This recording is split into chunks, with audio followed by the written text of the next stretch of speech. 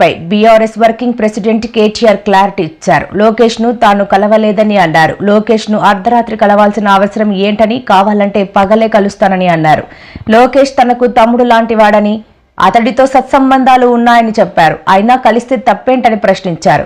లోకేష్ చదువుకున్న యువకుడు, మంచివాడని అన్నారు. ఆయన మీ పెద్ద బాస్ చంద్రబాబు కుమారుడే కదా, కలిస్తే తప్పేంటని ప్రశ్నించారు.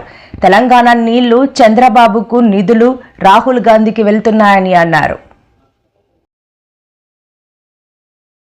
లోకేష్ ని కలిసినట్టు అర్ధరాత్రి పోయి మేమేం చేసినా బాజాప్తా చేస్తాం, బేజాప్తా చేయాల్సిన కర్మ మాకు లేదు. అయినా నాకు తెలియక అడుగుతా, లోకేష్ ఏమన్నా నీ లెక్క అంతర్రాష్ట్ర దొంగనా?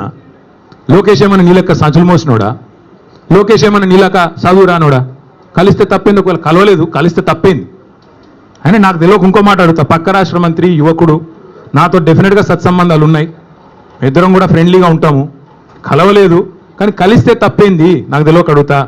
అయినా మీ పెద్ద బాసు చంద్రబాబు కొడుకే కదా, నేను గూండానో దావుద్ ఇబ్రాహింనో చీకట్లో కలిసినట్టు డైలాగులేంద్ర హౌలా? నేను అడిగింది ఏంది, నేను చెప్పింది ఏంది? నేను దొంగను కలిసిన నీలాగా, లేకపోతే నీలాగా లోఫర్ రాజకీయాలు చేస్తున్నాను ఢిల్లీలో పోయి, చీకట్లో పోయి అమిత్ షా కాళ్ళు పట్టుకొని, చీకట్లో పోయి మోడీ గారి పాదాలకు ప్రణమిల్లి చిల్లర రాజకీయం చేస్తున్నానా? పక్క రాష్ట్ర మంత్రి యువకుడు, నాకు తమ్ముళ్ళు అంటాడు, కలిస్తే కలుస్తా కానీ నేను కలవలేదు. దానికి ఏదో పెద్ద ఈయనేదో గొప్ప విషయం కనిపెట్టినట్టు.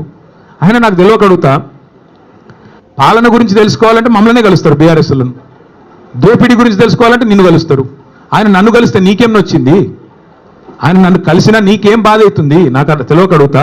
రామాయణం ఆంధ్రప్రదేశ్ ను